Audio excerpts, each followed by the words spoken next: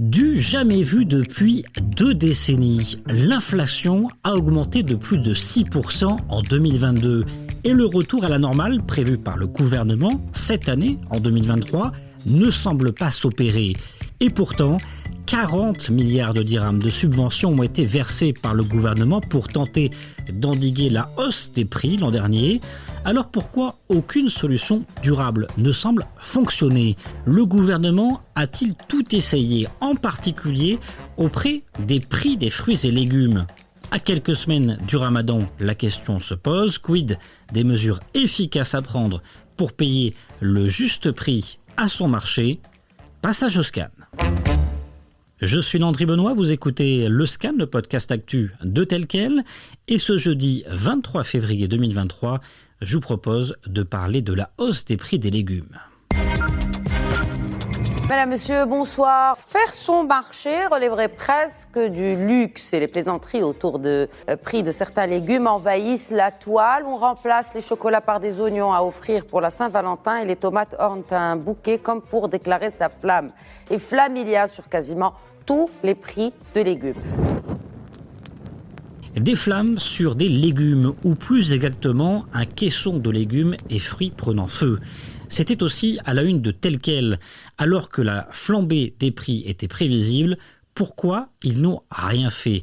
C'était le titre du numéro 1031 de Tel Quel, avec notamment un chef du gouvernement, Aziz Arnouch, et le ministre de l'économie, Nadia Feta Alaoui, regardant bras croisés cette flambée.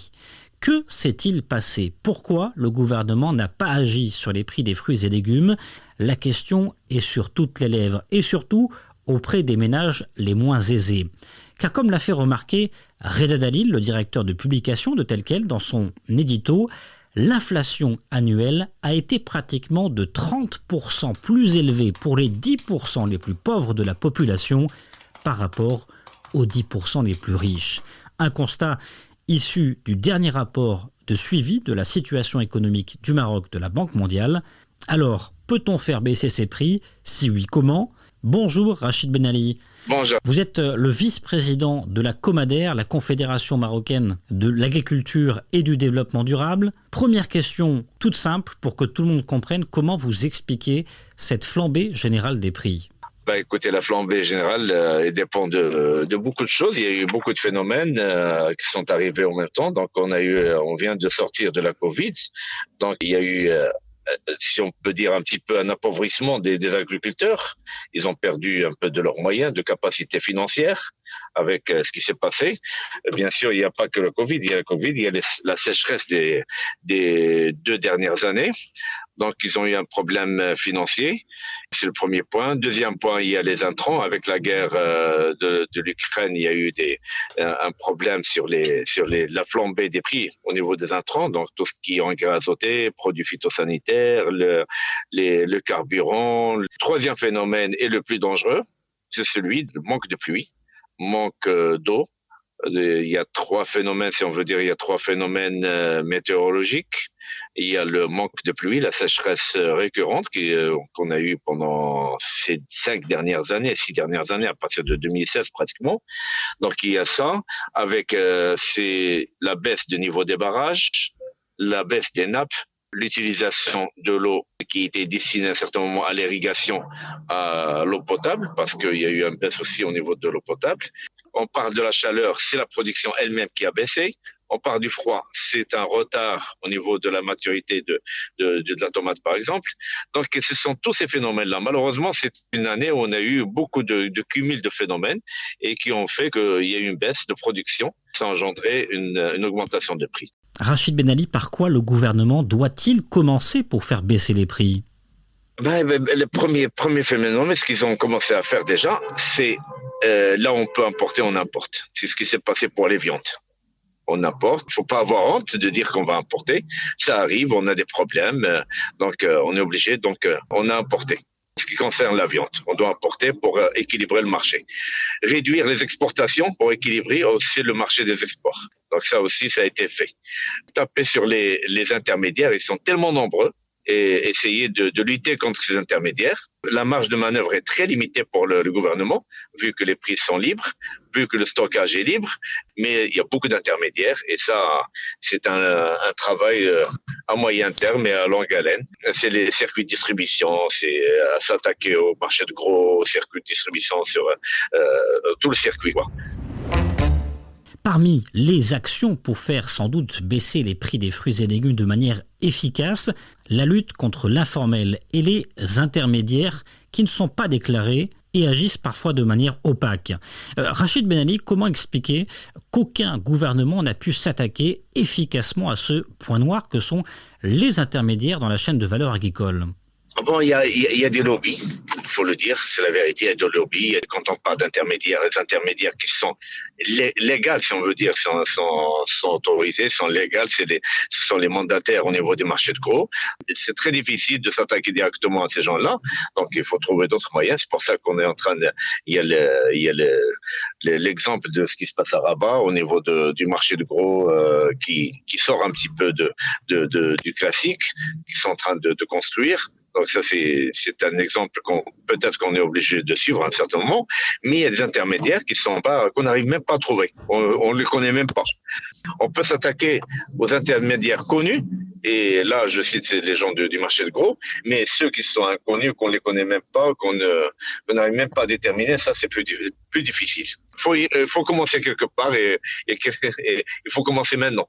Comment mettre fin à l'opacité au sein des marchés de gros aujourd'hui ? Par où commencer ? C'est tout le circuit qu'il faut assainir.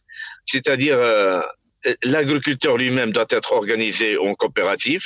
Comme ça, il limite un petit peu, ne pas jeter sa production aussi rapidement qu'il le fait maintenant, parce que maintenant il a un problème financier, il attend la récolte avec impatience. Une fois que la récolte est prête, il est en train, des fois même pas prête. Surtout les gens qui achètent sur pied. La récolte, ils vont même, je vous dis par exemple au niveau de la pêche, ils vont 2 mois avant ou 3 mois avant même que la pêche soit prête, soit mûre. Donc tellement il a ce problème financier parce il manque de finances, donc il est obligé de vendre rapidement et là il trouve des intermédiaires qui sont là, qui achètent, qui font des bénéfices colossaux pour vendre après à des prix nettement plus chers. Donc on doit s'attaquer à ce genre de pratiques. Surtout, c'est des petits agriculteurs il faut les encadrer. On a lancé un système d'agrégation. D'ailleurs, il est extraordinaire pour ce genre de pratiques. Il est excellent. Le fait d'agréger autour d'une unité de conditionnement, par exemple, l'agriculteur a plus. Et même avec ce système d'agrégation, ça lui permet même d'aller plus loin parce qu'il y a la loi 37-21 qui lui permet de vendre directement sans passer par les marchés de gros. Si on arrive à faire avaler, c'est pas assez facile à un agriculteur de passer par le biais d'une agrégation, c'est une excellente chose. On va y résoudre énormément de problèmes. Est-ce que le gouvernement possède, selon vous, les leviers nécessaires pour agir très franchement sur les prix ? C'est très difficile, mais il faut commencer.